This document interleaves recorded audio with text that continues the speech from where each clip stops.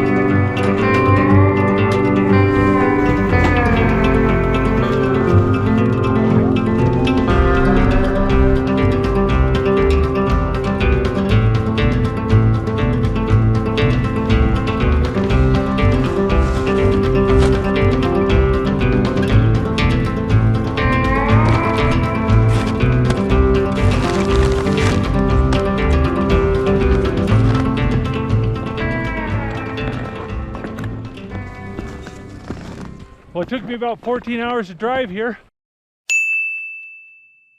It's about negative 10 degrees Fahrenheit out here with the sun shining and there's no wind, and it just feels wonderful. I've never explored this part of Alaska before and I'm kind of excited to look around. I'm going to try to get on top of that ridge about 2.5 miles away, see what I can see. Whew.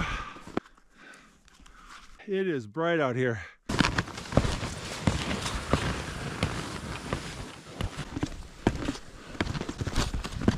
This is all caribou tracks. I heard a caribou was grazing on the lichen under the snow. You look right there, there's a grazing patch, there's a grazing patch. Those tracks look kind of old, but I'm definitely going to keep an eye out for some caribou.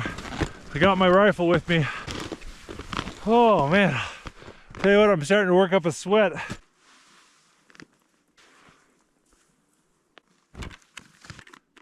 Gotta make sure to drink plenty of water before it freezes. Well, let's keep going.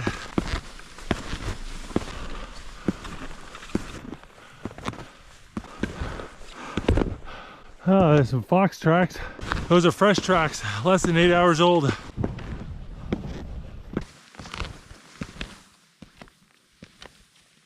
Yeah, take a little snack break.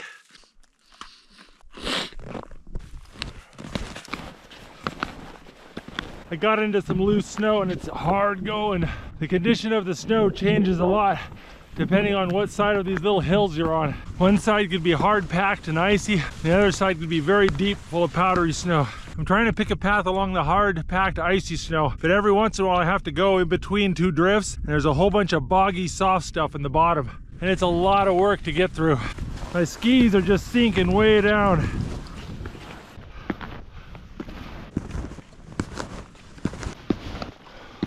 I found this old caribou trail, so I'm just skiing over their tracks so I don't sink down as much. It's definitely helping. Well, I'm finally cresting the toe of this mountain and I can get a good view of the entire valley below me. I'm just going to poke my head over the edge and take a look with my binoculars. There's a hill on the other side of this valley and there's about 12 muskox on the top of that hill. It's really cool. You can see tons of caribou tracks up here. I'm gonna follow this trail, see where it leads.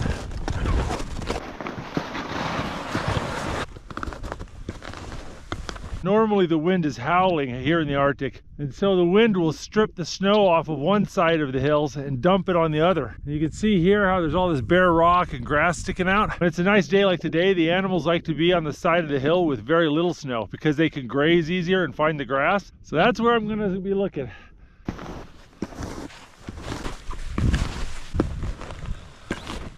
See how the snow's dug out around this rock? The wind hits the rock and it has to speed up to get around the rock, and that scours the snow out. I think there's a fox right up there. There's a red fox right there. He's just sitting down and watching me. I've got him pinned in this little valley so he can't really go anywhere without coming past me. So he's probably just sitting and waiting to see what I could do.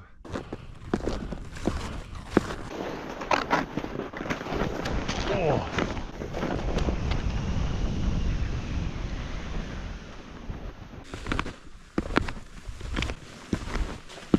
All right, I think this is where we're gonna build my shelter for the night. Nice little valley.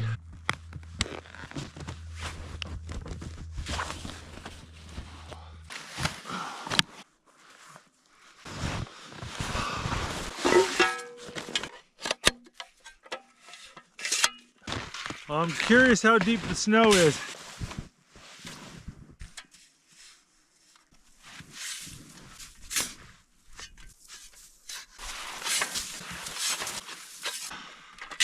It's gonna be interesting. I was hoping for hard packed snow so I could build like an igloo type shelter. But instead I'm finding layers of corn snow. This is corn snow. It's just these big crystals. It's like sand. It just has no structural integrity. Sure, I gotta just keep digging and see what's down here. All right, I've dug down to the ground. So this is what we got. We got fluffy stuff down to about here. And then this is pretty good right in here. Corn snow. Around here, it gets hard again. We got a big layer of garbage in the middle, big layer of garbage on top. Well, I'm not sure exactly how this is gonna work out, but I don't have a tent in my pack, so I'm gonna build a shelter one way or another.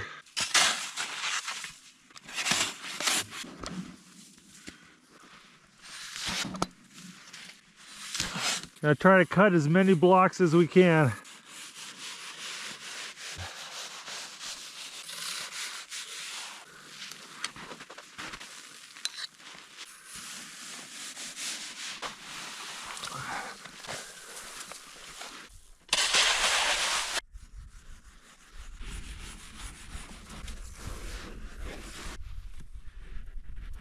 Ooh.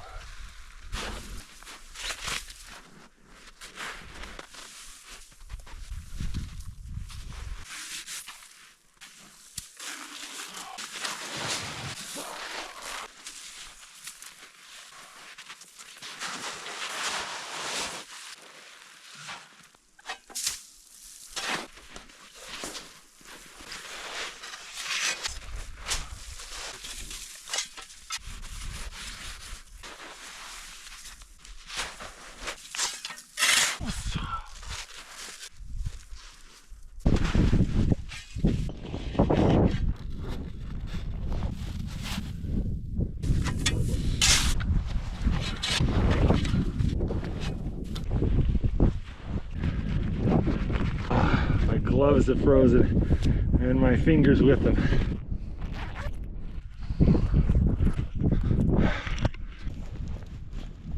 I get my fingers working again. I do not like this snow. It is feeling super sketchy. I'm going to try to cut a snow cave into this pile. We'll kind of go in a little bit and see how it goes.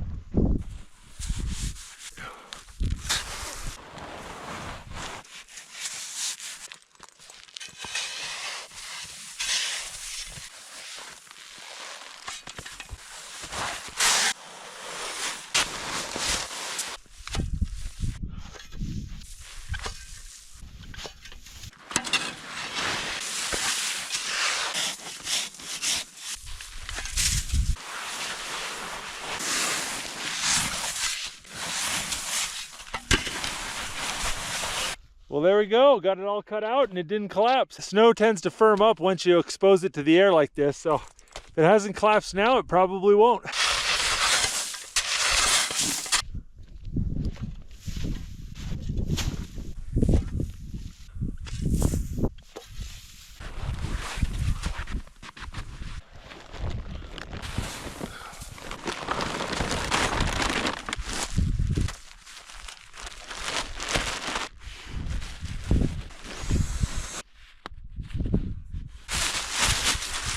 I'm a little gun shy about putting my sleeping pad straight on the ground. There's a lot of sticks and twigs poking up. And if one of them stabs my sleeping pad, I'm gonna be in trouble.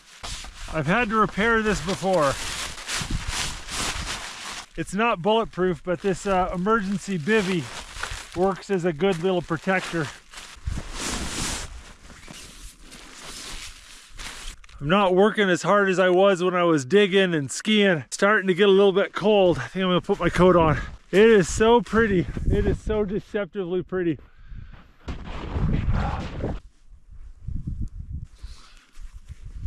I got this coat from a gentleman in Sweden who hand makes Inuit parkas from reindeer hide. It's my first trip trying it out, but so far I really like it.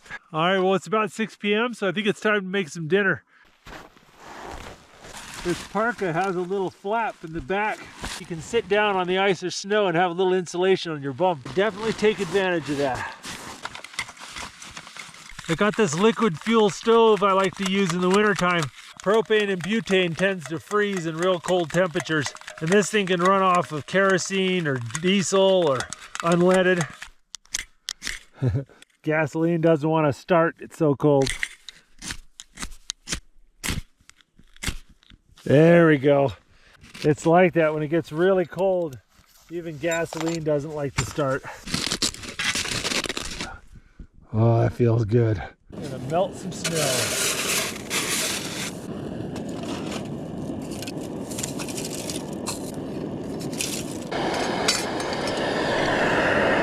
I need to melt about 2.5 liters of water. That's gonna take a lot of snow.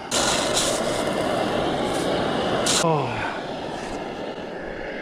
Try to soak up that last little bit of sunlight. Oh. While that boils, I gotta go ahead and make sure everything's put away. I don't want anything laying in the snow. If the wind picks up in the middle of the night, it can blow 2 or 3 foot snow drifts right on top of all my gear. I'll never be able to find anything. All right, these boots are gonna be really cold in the morning, so I'm gonna pull the liners out and shove them in my sleeping bag to keep them warm.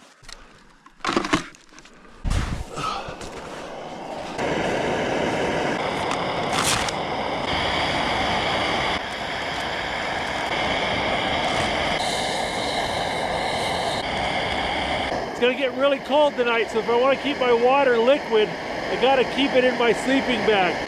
This 2-liter bottle will stay warm for about 6 to 8 hours. Just make sure it's not leaking. Get a little snack while I wait for dinner. All right, got a piece of Gouda cheese and a date. Gonna melt my cheese in a spoon.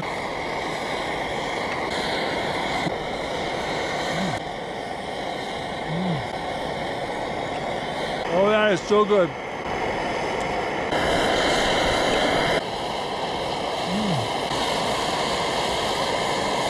Oh, I got some figs in here too.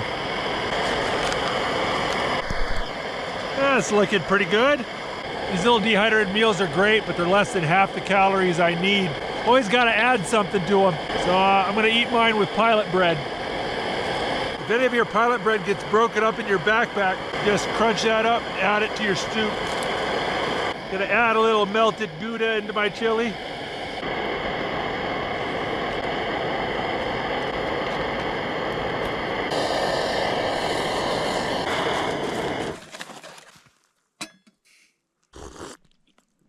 I got a little orange zest herbal tea with a lot of sugar in it. A little sweet treat for myself after dinner. Oh, man, that sun ducked behind the mountain and it's cold already. I would really like for it to not be below -20 though. That would be nice. I don't really want to do -30 or anything stupid. If it gets really cold, it won't kill me or anything. It'll just make me grouchy because I won't get a good night's rest. Let's get this place cleaned up a little. I'm gonna keep my stove out and make sure I got flint and steel by my bed. If it gets really crazy cold tonight, what I'll do is I'll pull out one of my hot water bottles and reboil it and put it back in the bag. There's so many tricks when you're cold. The problem isn't freezing to death. The problem is getting sleep. Oh, I heard a little noise. Heard a little noise off this mountain over here. Looks like there's 2 doll sheep up on those rocky outcrops on that mountain. You know, we got a little bit of sunlight left and got dinner in me. I think I might want to hop up on this hill and see what there is to see.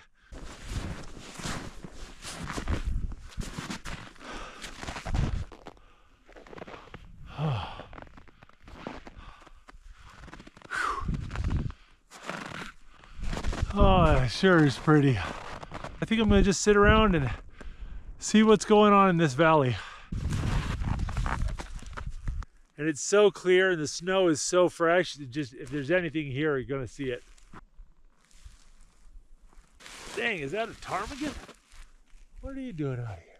There is a ptarmigan just out in the middle of the snow. Out there, way out there. Give you an idea how far away he is, you can see my tracks. He is about twice as far as that hill, just right on the ridge, just right up there. They're almost always around a patch of willows, but this one's just sitting up on the ridge, probably half a mile away. But if I hurry, I can get over there and back before the sun sets. All right, I have to go get my skis on though. All right.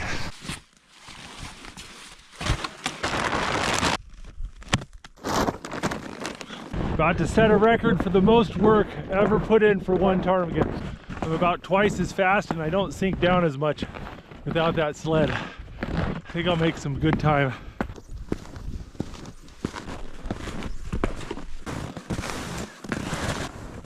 Skiing in my old tracks is a lot easier than breaking trail.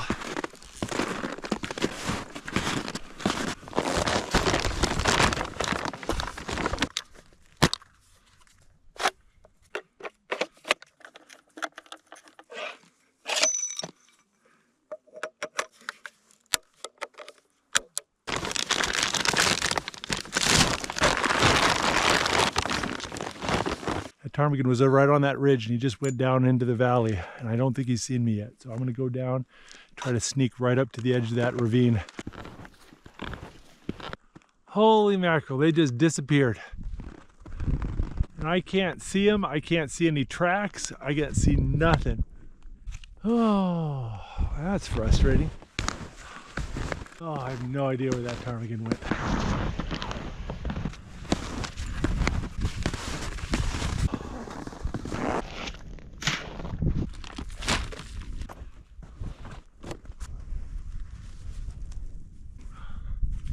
A nice furry pillow. Well, it's about 10 o'clock. I think it's time to hit the sack. Let's get into bed.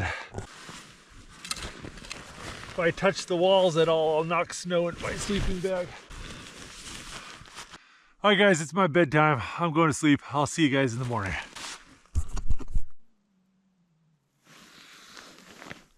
Good morning. Oh, it's cold. I'm gonna get my stove fired up and start boiling some water.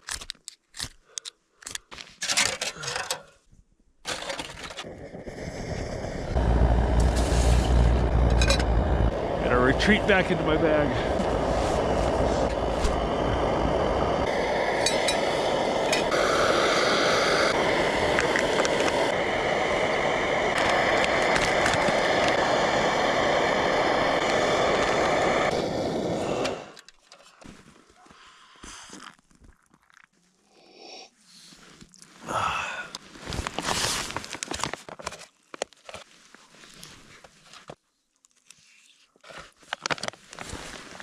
All right, this is the rough part. It's time to get up and get dressed.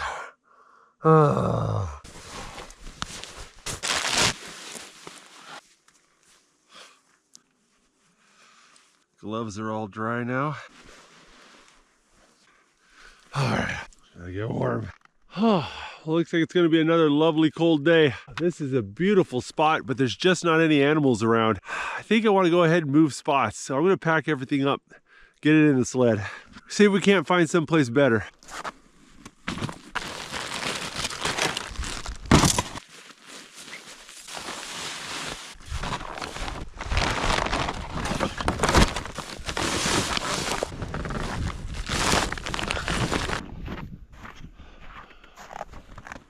Gotta do a final look around, make sure I didn't forget anything, make sure I didn't leave any trash.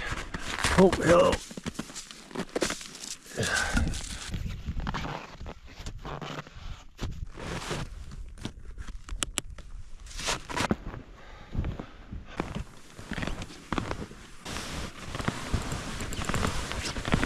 Yeah, I'm gonna try something out.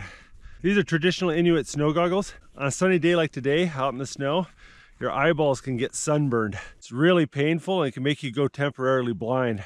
It's called snow blindness. And so the Inuits would make these snow goggles to protect themselves. It's just a piece of bone with slits in it.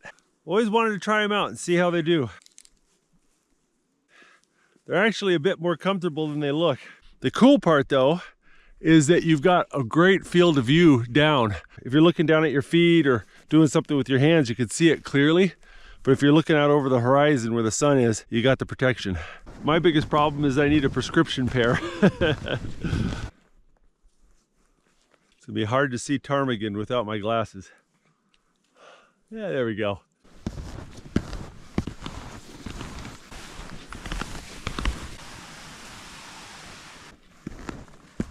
I can see about 8 or 9 caribou sitting on that hill way over there. I gotta think about that. With all my gear, I'm gonna be so slow. I don't think I want to chase after all of those.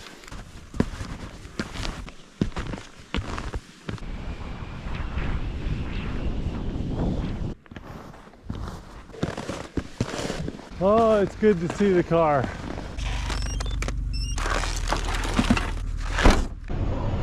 I did 6 miles and it kicked my butt. I am so tired. I am sore from yesterday, and honestly, I didn't sleep that well last night. It's probably a real good thing I didn't go after those caribou I saw. That would have been an additional 4 miles of skiing. Oh, but this adventure isn't over. I still want to go explore a few areas. Pulling into Coldfoot, Alaska to get some food and gas.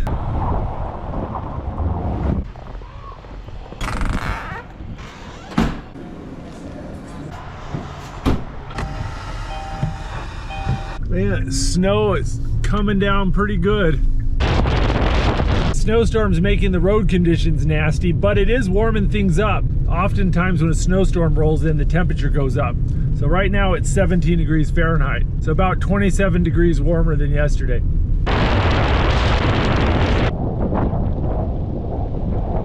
All right guys, this is the road to Bettles, Alaska. It's a 26-mile ice road. It's only open for about a month each winter, and it's made out of ice. Check it out. This is my first time on this road, so this is gonna be a little bit of an adventure.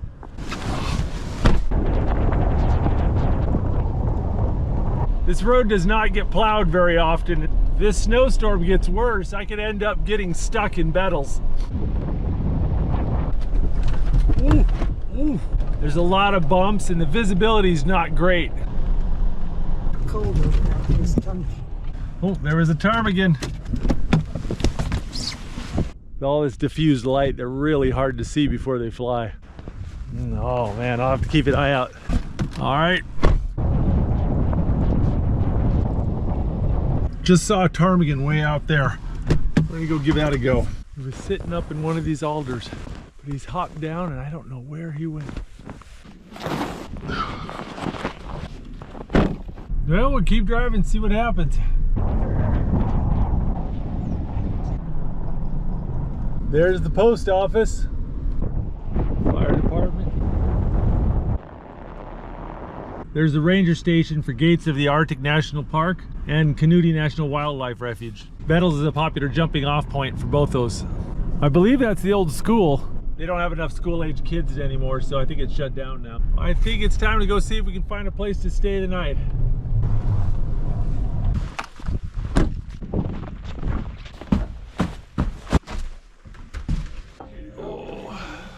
It gets in your blood. You know. For sure. Oh. You gotta have And this is some fine craftsmanship. Look at this. You've been busy. You've been busy. I'm so busy. Oh my goodness. Oh man, you did a great job with that.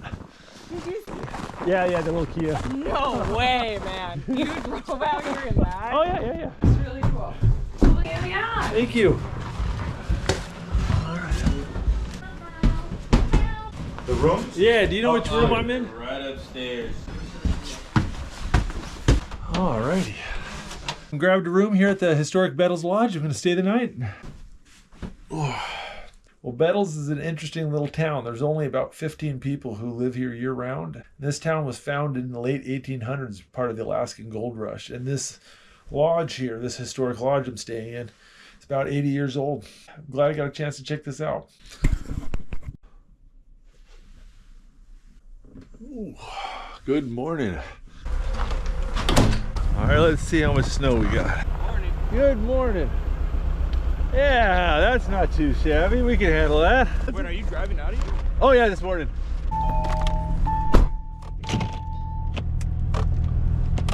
Oh, wipers are frozen.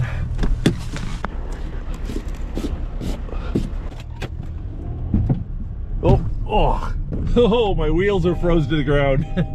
Check out these trucks. Those 3 semi-trucks just came in on the ice road this morning. Crossing those frozen rivers in those semi-trucks must be interesting. All right, let's get some breakfast. A little bit. Thank you very much. Oh, what a gorgeous day. We're gonna get a little gasoline before we hit the road. Yeah, we say around here the only time you have too much fuel is if you're on fire. All right, Okay. Thank you very much. Oh, the fuel is about $15 a gallon. You can hear one of the tires thumping like it's flat. Might be that the tire just froze a little bit, but we gotta check it out.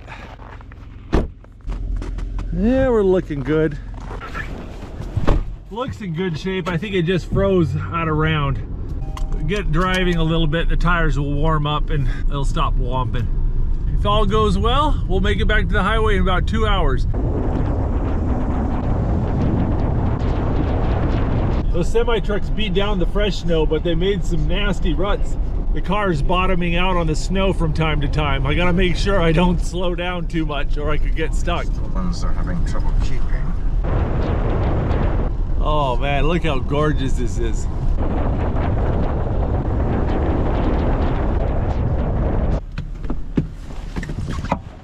Look at that.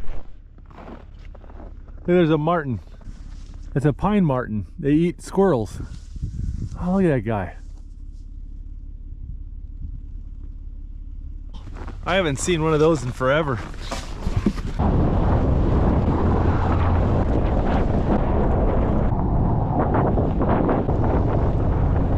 Driving on dirt again. Whole bunch of ptarmigan. Yeah, look at this ptarmigan right there. I'd love to get a ptarmigan, but along this road it's bow and arrow only. I am not good with the bow and arrow.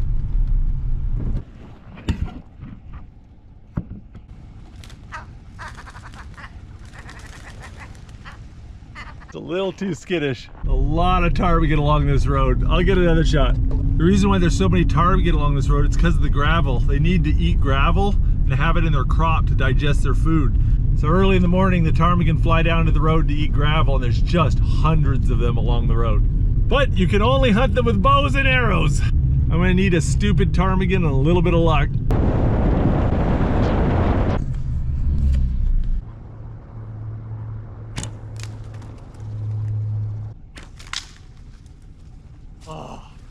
Oh, that was close. All right, let's see if I can find my arrow.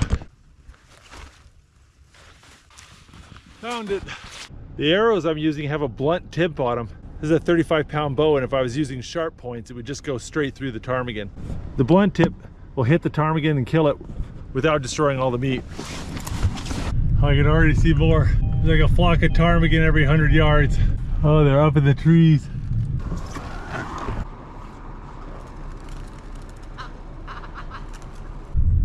Those ones are a little too skittish.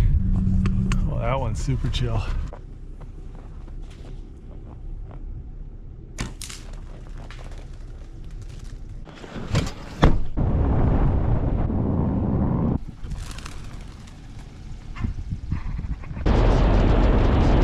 Snowshoe hare right there. Well, look at that. Don't see a ton of those.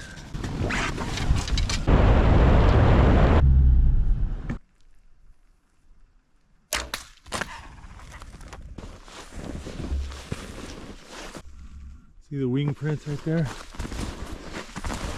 See where they flew off? Oh, I stink at this, but it sure is fun.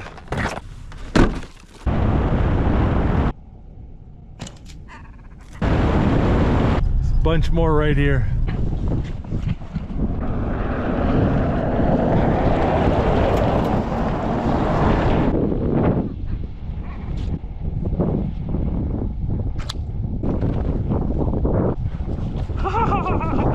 You know what they say, even a blind pig can find an acorn every once in a while.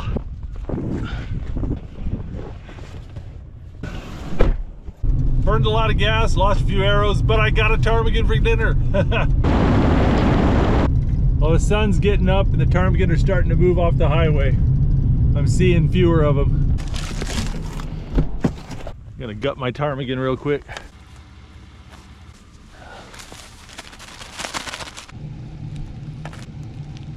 Just got my ptarmigan tied to the roof. That should keep it nice and cold on my drive home.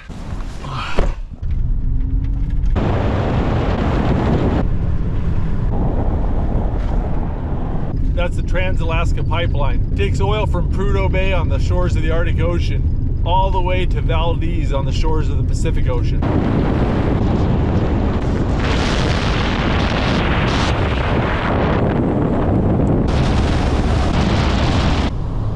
Oh, made it to Fairbanks. This is Fairbanks, the second largest city in Alaska. It's got about 45,000 people who live here. I finished 8 hours of driving, got 6 more to go.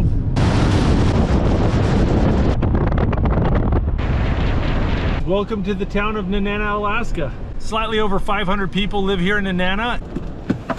Nenana is famous for the Nenana Ice Classic. You can see there's a big metal stand out there on the frozen river, and people buy raffle tickets and they try to guess the exact date and time that they think that tower is going to fall through the ice in the springtime. And once the river melts and the tower falls, it pulls this rope, which goes to a bell and a stop clock in there. I heard last year the closest guess won $210,000. A lot of old historic buildings here in Nenana.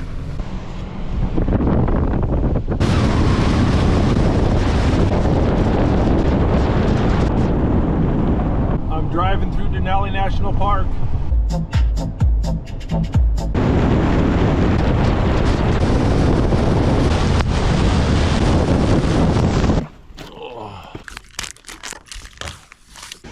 Oh, give me a hug. If you like that video, make sure to check out the Outdoor Boys YouTube channel, where we have hundreds of videos just like this. And if you want to see our newest adventures, make sure to click subscribe so you'll get notifications.